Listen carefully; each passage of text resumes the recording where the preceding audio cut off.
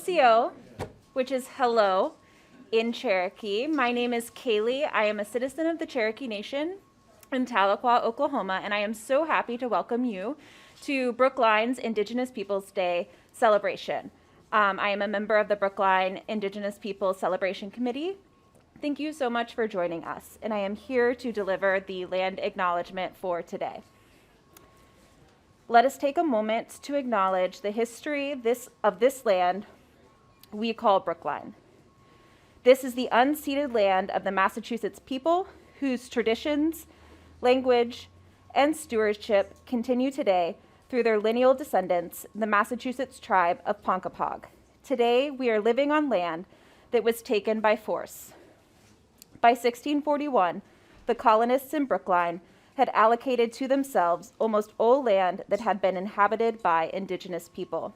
Land was not the only form of theft that occurred. Lives were also stolen. Historical records state that in 1675, during King Philip's War, 7 Indigenous men were sold into slavery in the Caribbean by residents of the area that we now call Brookline. The 7 men represent part of the early slave trade. Slavery in Brookline continued and grew, but soon those enslaved were African or of African descent. By 1746, enslavers claimed ownership of over half of Brookline land. We acknowledge the theft of land, culture, and lives, and the ensuing enslavement of Indigenous and African peoples that occurred here. These early policies set the stage for centuries of systemic racism. As we remember these atrocities, we must commit ourselves to address the ongoing inequities that are the result of our history of colonialism and racism. Although we, as individuals, were not perpetrators of these atrocities, we benefit from these systems. Thus, we dedicate ourselves to addressing them today. Thank you.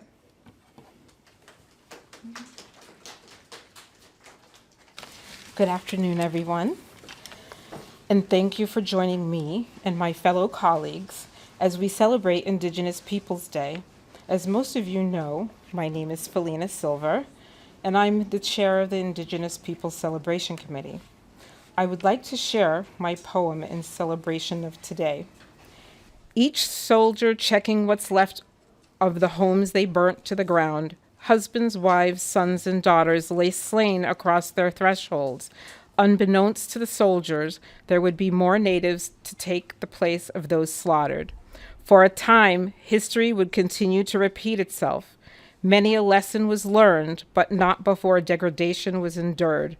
Now, ancestors plead for what is theirs, fighting to retrieve memories of their past. The fight for what is right over what is wrong is unclear to those who have stolen the past from those deserving their future.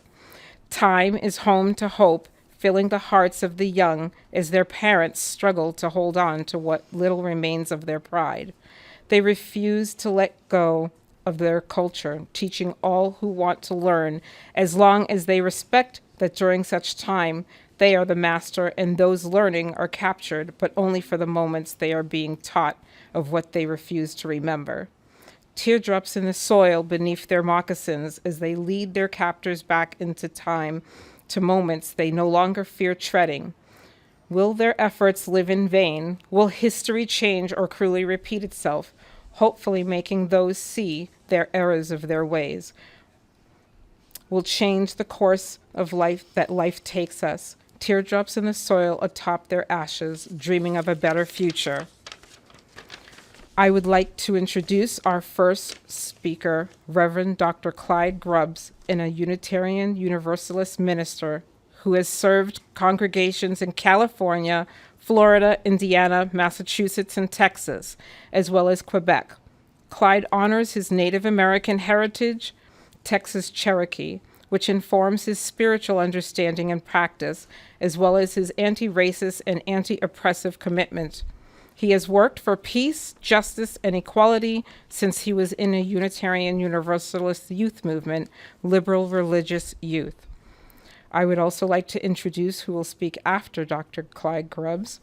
Nayana LaFond is an enrolled citizen of the Métis Nation of Ontario with roots in the Red River settlement and is also of Anishinaabe, Mi'kmaq, and other indigenous descent. She has been an artist her entire life and a curator, community, and arts organizer for over 20 years. Nayana's project, Portraits in Red, Missing and Murdered Indigenous Painting Project, has gained international acclaim and attention. She has painted over 100 Indigenous people affected by the crisis and does so for free. Her paintings continue to be displayed across Turtle Island to raise awareness. In addition to being an artist, Nayana sits on several boards, including the Native Youth Empowerment Fund and Artists Organized Art, among others. She was recently honored with the 2023 YWCA Catherine Erskine Award for her work related to MMIP and domestic abuse. For more information about her and her work, visit NayanaArts.com. Nayana will be speaking about the MMIP crisis, how the project began. She will share some of the stories she has permission to share and conclude with a call to action and things people can do to raise awareness and promote change. Please enjoy what we have to present to you, and thank you again for being with us.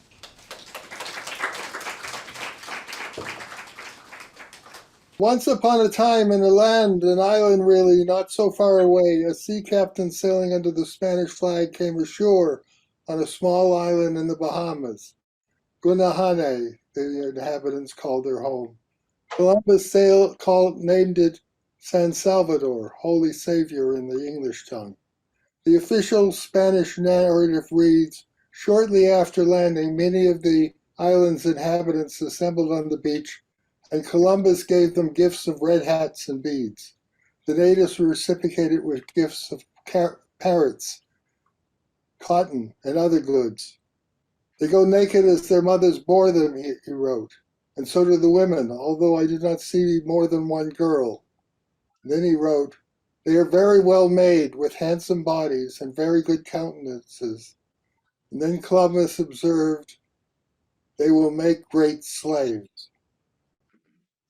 After taking gifts from the native Taino, the Spanish performed a ceremony to take possession of the land for the King and Queen of Spain, acting under the international laws of Western Christendom.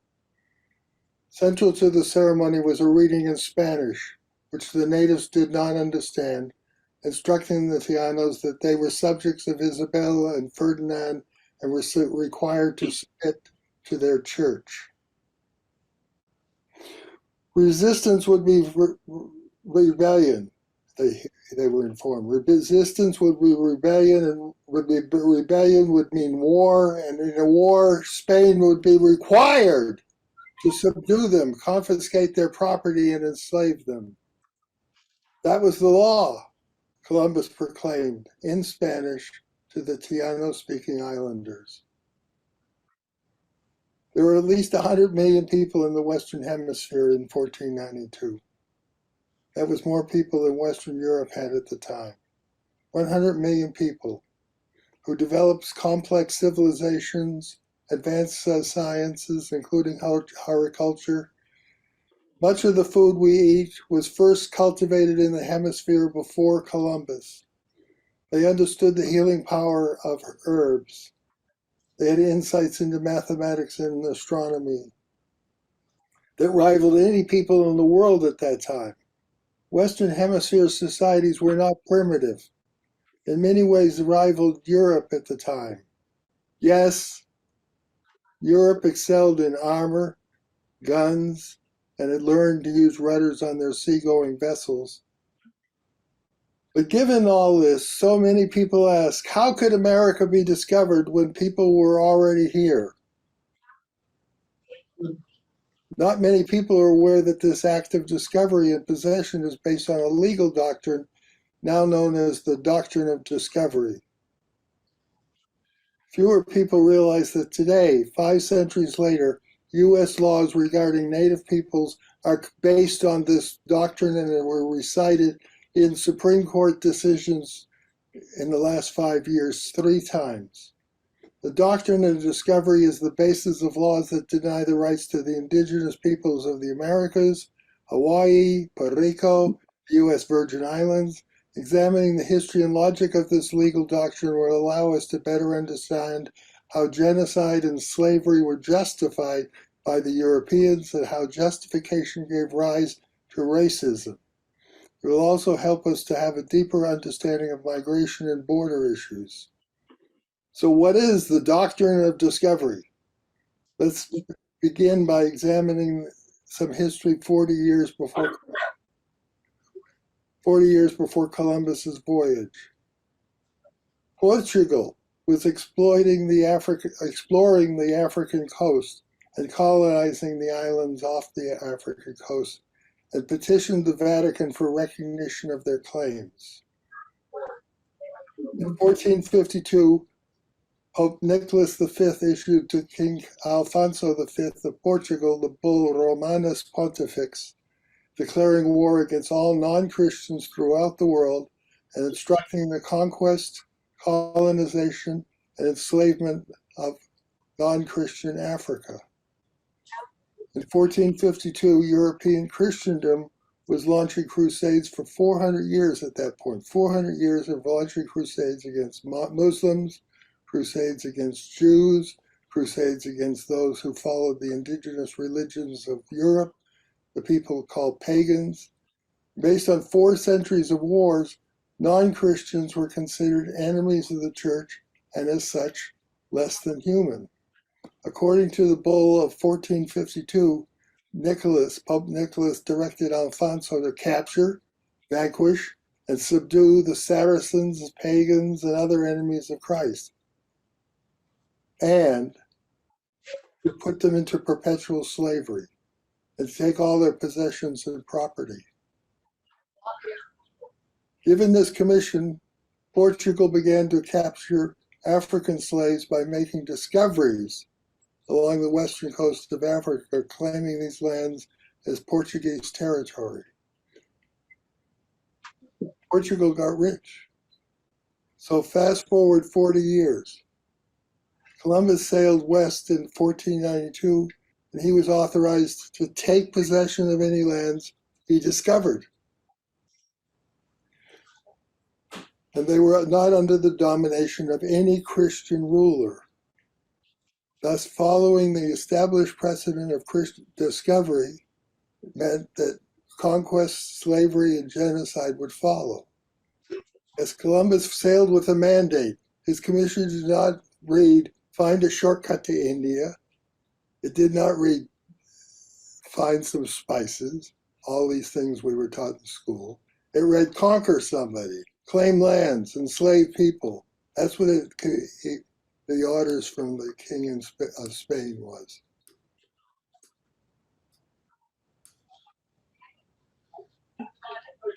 By now you're getting the plot of the story. Columbus returned to Europe. Alexander VI issued a papal document granting to Spain, at the request of Ferdinand and Isabel, the right to conquer the lands that Columbus had found, as well as lands the Spanish might rediscover in the future. Issuing Inter Terra as a document, Pope Alexander stated his desire that the discovered people be subjugated and brought to the faith itself. By this means, the Christian empire will be propagated. Point of view of the Europeans at the time, the law of nations asserted that so-called Christian nations had a divine right, divine duty to claim absolute title and ultimate authority over any newly discovered non-Christian inhabitants and take their land. Now, I hope you don't take this as a point that this Christian crusading had anything to do with Jesus.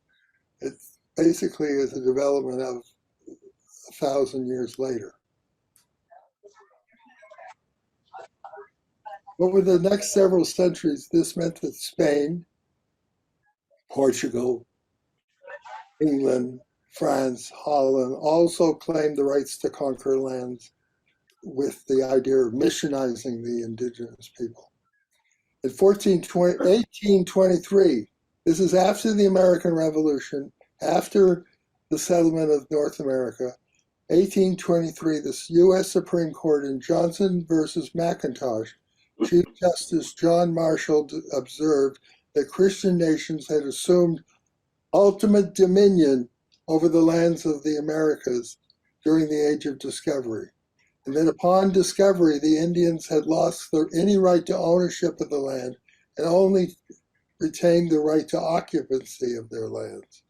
In other words, the U.S. Supreme Court declared the Indian nations were subject to the ultimate authority of the first nation to claim possession of the land that had been Great Britain.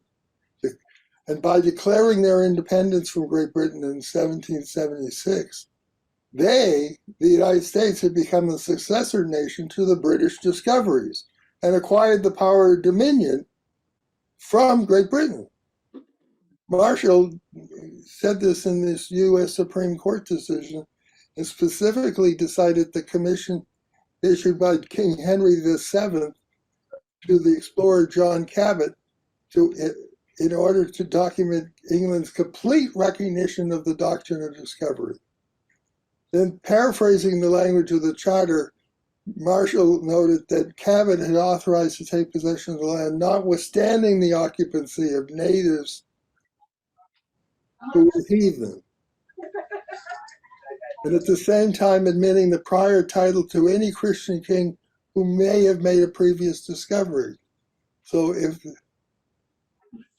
if there had been a king who had claimed Christian discovery before Henry VII, that would do. But that's your Supreme Court, and it's still the law of the land. Using this principle of discovery as its premise, the Supreme Court stated in 1831 that the Cherokee Nation, and by implication all other Indian nations, were not sovereign, but may perhaps be deemed domestic dependent nations. Domestic dependent nations. Put that in your... The U.S. Congress has taken this to mean the treaties made with indigenous nations are subject to congressional revision. Treaties, which in the first article of the U.S. Constitution are said to be sacrosanct, are, in the case if they're made with indigenous nations, subject to congressional revision. Indigenous nations were considered legally like children, subject to congressional authority. Lawyers call this plenary power. Plenary power. The indigenous people of this hemisphere call it colonialism, domination, or racist nonsense, depending on your mood. The ancient doctrine of the Christian discovery and its subjugation of the heathen Indian is still the law of the land. Right now, today, government of the people, by the people, for the people, is some people, some people, some people. So let's look at the working of this doctrine here in New England. Massachusetts Bay Colony picked fights with the Wampanoag and Pequot people so that they could be enslaved as rebels against Christian authority and shipped to the Bahamas. In exchange, African slaves were brought back to New England to provide labor for the colonies. These are letters actually from the Connecticut governor to the Massachusetts governor saying, we got to get labor, and so we'll capture some Indians, send them down to the Bahamas and bring back Africans, because we can supervise them. If you have slaves too close to their home, they know how to get away. But these stories are not taught in our public schools. Our children learn a different story, and we are all children once. We all learn this story, even those of us who might be native, heard these stories, and they're deep inside us. We learn a story of discovery and settlement, story about how the land became white and Christian. Children learn a story about how the United States was civilized to the standards of Christian Europe. This official story has had an impact on the mentality of the people of the United States. Our children are learning through this story that white Christian men have the right to rule over non-white, presumably inferior women and men. In telling the story of Columbus sticking that flag in the beach, we're teaching our children that the earth is a thing to be owned, a thing to be used, a thing to be exploited. Last Tuesday, I was at the State House for a testimony on the bill to establish Indigenous Peoples Day in the second Monday in October. Starting in 1980s, the case against Christopher Columbus has been articulated by the indigenous peoples loud and clear. First, Columbus did not discover anything because there were 100 million people living in the Western Hemisphere, as many people as Western Europe. People were already here. Vikings had come across the sea. China had sent a fleet to the West Coast. They shared their observations, so the continent was known. Columbus was not the first. So it seems most of my adult life, the case for establishing Indigenous Peoples Day to replace Columbus Day has been a non-brainer. I was a lot younger when I first heard this idea. Columbus based his own writing in his own diary. He's a slave trader, a murderer, a person who did not discover anything, but in fact was lost and discovered by the Tianos, the native people of the Caribbean. He thought he was in Japan or Philippines, examined the people who welcomed them, and wrote that they would make great slaves. So a coalition called the United American Indians of New England have joined with the Native American Community Center in Boston to introduce this legislation at the State House. It created the Massachusetts Indigenous Legislative Agenda, and over the years, increasing numbers of groups, church groups, community groups, towns have joined and come to join this coalition. This is the fourth time introducing this bill in the Massachusetts legislature. 12 states, Vermont, Maine, California, Washington, Oregon, and other states have already established Indigenous Peoples Day for what is called Columbus Day. And I have testified for this bill more than once. Cities and towns have voted, including Brookline, to celebrate Indigenous Peoples Day. So it's puzzling why this bill is not making it out of committee and to be voted on the legislature.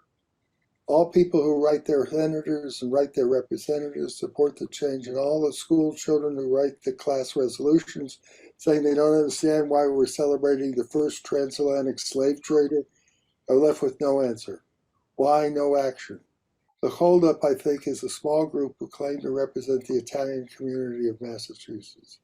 They've argued against the bill. They say Columbus Day is their heritage. October is Italian American Heritage Month. Apparently, the President of the United States assigns months to various ethnicities, and November is the designated heritage time for the American Indians. And October is the designated heritage time for Italians.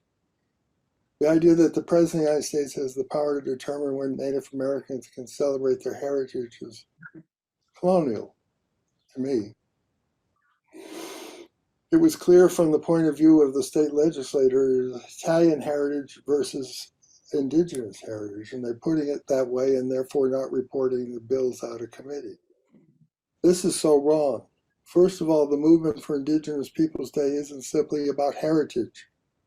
It isn't simply to say this is the time to appreciate indigenous art, or leatherwork, or dances, or music, or novels, or to talk about the contributions Native Americans have made to the United States. That's a heritage question, right?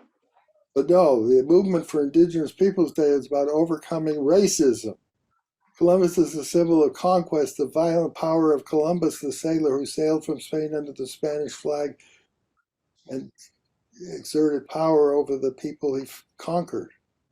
He's a symbol of conquest. Columbus left Genoa at 19. He married into the Portuguese nobility in his 20s. He doesn't mention Italy anywhere in his diaries and his writings. He sailed under the Spanish flag. So I think it's somehow Columbus Day is the ultimate symbol of Italian contribution to American cultures just doesn't make sense to me. What people are taught in public schools isn't about Italian heritage. It's that Columbus discovered America and that it was an uncivilized place before he did. The narrative portrays a new world with no history, no civilization, populated by savages who would make good slaves. Public schools are not teaching Italian American heritage. The growing movement known as the Italian Americans for Indigenous Peoples Days understand this. Columbus is not a hero to be honored, but a murderer, a rapist, and a conqueror.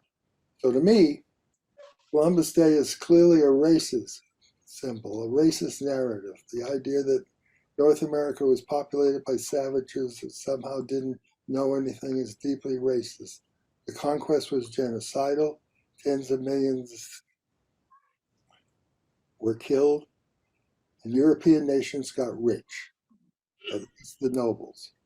Peasants on the European countries were quite often thrown off the land and had to come to America as bonded servants. So let's abolish Columbus Day.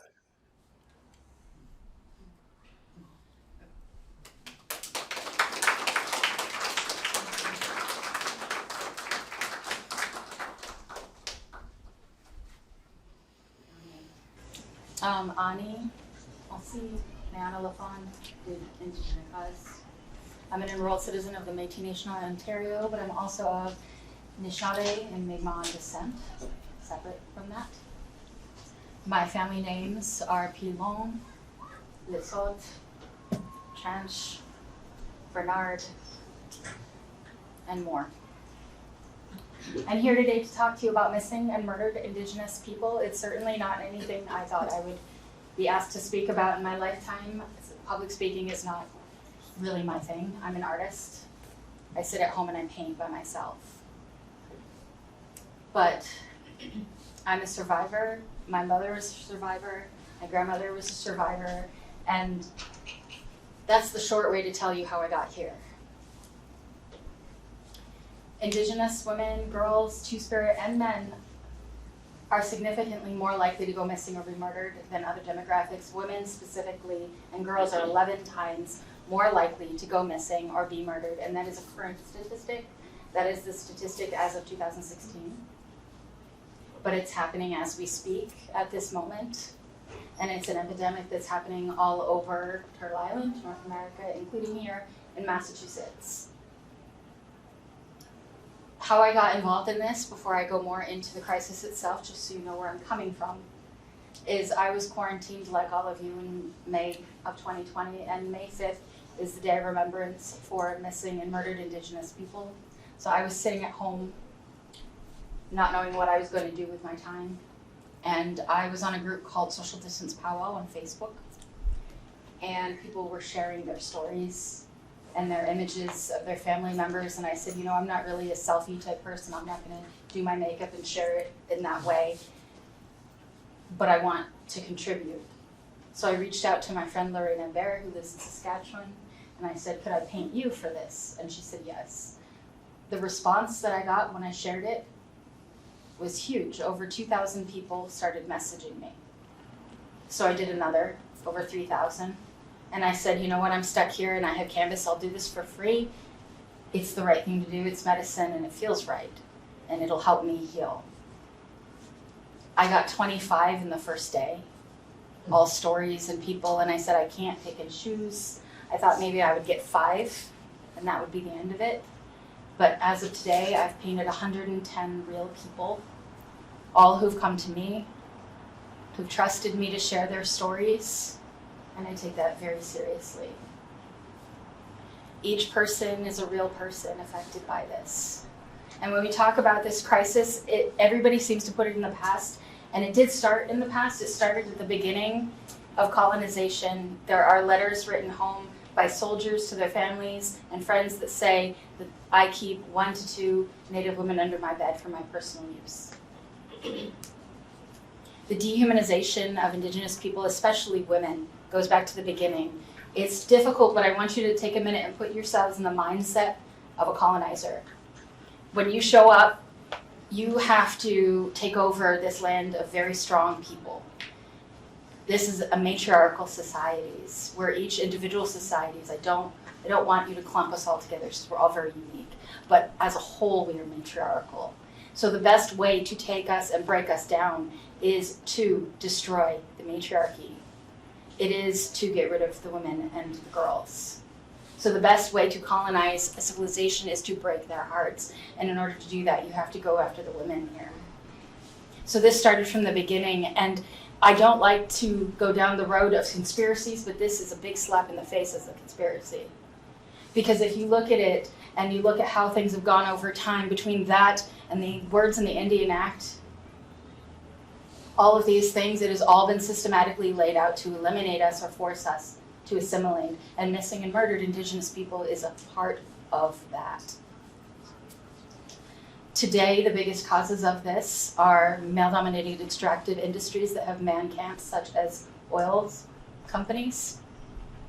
Think about if you take a lot of men and put them in a camp that is essentially like a military camp setting, and you tell them that the native people who are protesting what they're doing are jeopardizing their income, their livelihoods. How do you think they're going to behave when they're upset? They're going to go after those people who are jeopardizing their livelihoods. Human trafficking is a huge problem, not just in Indigenous communities, but especially Indigenous communities, where we're being targeted specifically because it's well known that there are jurisdictional issues, that people don't go looking for us when we go missing like they would someone else. So they know that we're an easy target, particularly in Montana and Nebraska. Human trafficking is a huge issue. And there's actually people coming up from Mexico to pick up Indigenous people.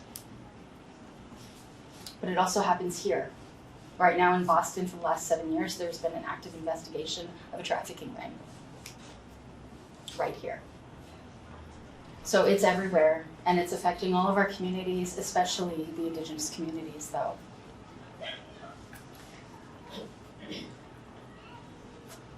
Through doing this work, which it's kind of forced me to do it, it just keeps coming back. I've tried to stop a couple times because it's really difficult, but people just keep coming back. What I've found is that the stories, all of our stories are the same and different. We overlap with one another. They're rooted in intergenerational trauma. We all have family members who were in residential schools. My family members were in the Spanish residential school in Ontario. That trauma passes down. It puts us into situations we don't even realize that we're in. My situation was almost 20 years long when I finally got out, and I barely got out alive. Some of these are rooted in domestic violence, some are not. But 3 out of 4 Indigenous women do suffer from domestic violence in their lifetime.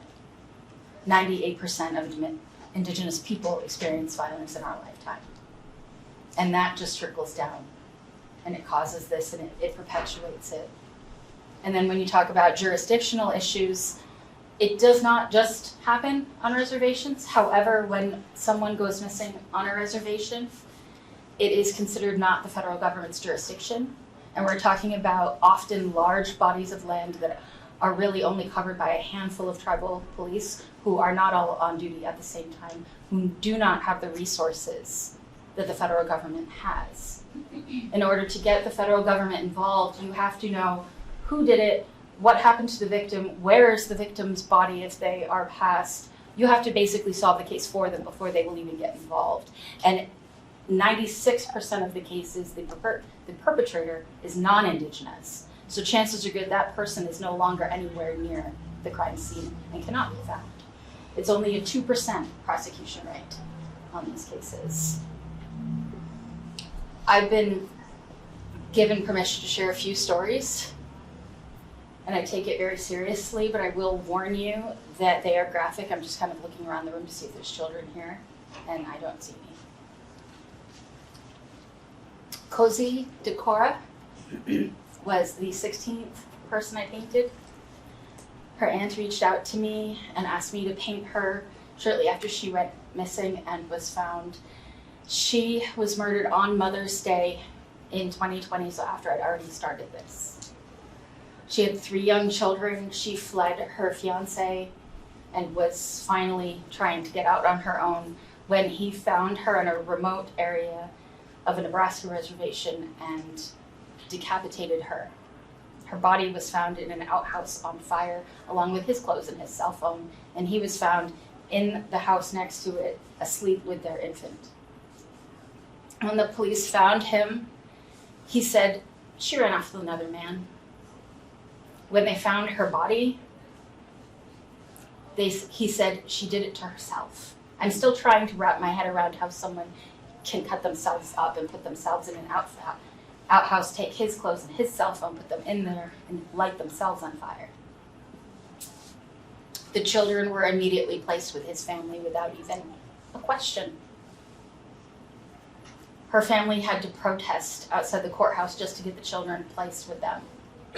They had to protest for it to get heard, and what he was charged with was manslaughter on Indian territory, which is, excuse my language, but the most asinine charge I've ever heard in my entire life. That is not manslaughter. The fact that it even went and he got charged is practically a miracle, though, because most are not. One other story that I'll share with you is the story of Vanessa and Rod Hunter. They're from Regina, Saskatchewan. I've become like family with them, but not for good reasons. They reached out to me first to paint their nieces, Tanya and Chantel. Tanya and Chantel were both murdered by their boyfriends, one in 2016, the other in 2018. I painted them together so that they would stay together. A couple months later, they reached out and asked me to paint their niece Dawn, who was sexually assaulted and murdered in 2014. Unfortunately, about a year later, shortly after May 5th, 2021, I was called and they told me that their daughter Willow's body was found on May 5th. She was just shy of 17. So then I painted Willow. And then after all of this, Vanessa came to me and said, I feel like I have to be an activist. So I painted her in honor of them. So for this one family, I painted 4 portraits so far. And I always keep them together. This is not an unusual story, though. This sounds extreme. It sounds unusual. It sounds like this must be the only case like this, but this is not unusual. This is common. So that's why I do the work that I do. That's why a lot of people do. I'm not the only person. There's a lot of people making work about this. But we do it because we have to, because we must. That's why I do it completely for free, because it should be. So without getting too much further down the trauma road, I want to give you guys some things that you can do. Share this information with people. Let them know that this is now. I painted a woman who was murdered out on the Cape. This is now and this is here. Remember their stories, remember their names, keep them in your heart. Think about your own family, watch over your own families.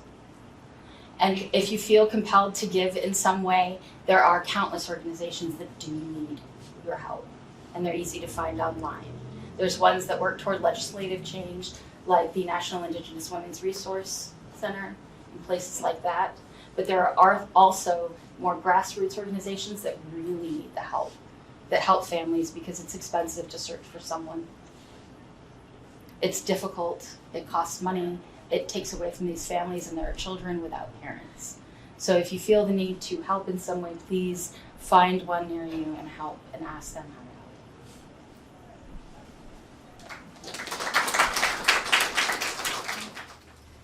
Greetings, everybody. My name is Crystal Johnson. This is my son, Aspen Johnson. And I want to thank so much for your words, the poem that you shared, and your art medicine that you do. I'm standing here and I'm going to present to you the Tsalagi heart chant with my son. And to give you guys just a little bit of the context, there are many different powerful healing traditions in this world. And they all have different types of modalities that they work in. And some of you may be familiar with, like such as chakras, meridian points, and the Tsalagi, Cherokee, have a powerful healing tradition. And I'm going to do one that just touches on a small part of the whole, and it has to do with the heart chant. And it's a sound vibration, and as I say it, sing it with my son, and we align, I invite you all, because there's so much happening from what we've heard, the truth of what is happening, and from where we are, many things around the world. So, along with what's going on in our own individual lives. For you to hear the vibration, visualize your own heart, and if there's somebody in your own life specifically, you or others that need some healing, you are the energetic link, because it's all energy. This is a great big web. You can send it to them, and it bypasses everything we know in this dimension to be exponential. So we'll be talking, singing through a sound vibration, and we ask that you be present and enjoy, and I hope you enjoy, and it comes from our heart. And one thing I'll share is from my background, as was mentioned, matriarchal. All my grandparents have indigenous side. I recognize it through the matriarchy, my mother's side. And that's Tsalagi, that's Meherrin, but it doesn't undermine on the father's side, but again through the matriarchy. And as so much is happening with that heart trauma and breaking patterns and breaking down that lineage, using the heart chakra to help realign, reaffirm, and to heal, to move forward.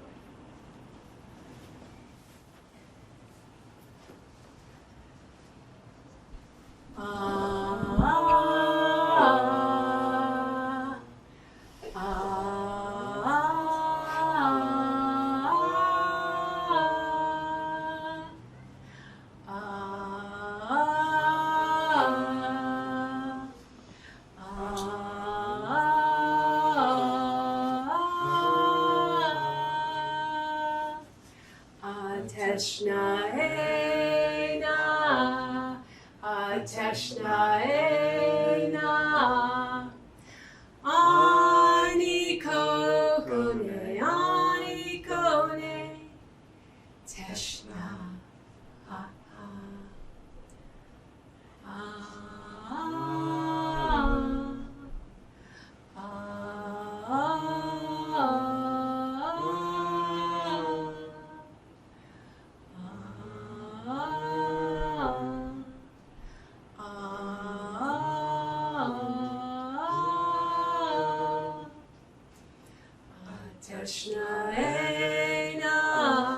Ateshnaena, ani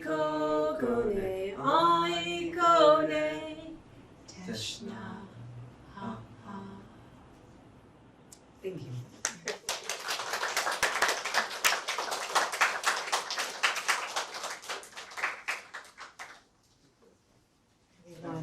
I just want to say thank you to all of you for being here with us today. I would like to give special thanks to my colleagues, Caitlin Starr and Lloyd Gelano from the Office of Diversity, Inclusion, and Community Relations. I also would like to thank, of course, Nayana, LaFond, and Dr. Reverend Grubbs, and Crystal Johnson and her son for their very heartwarming chant.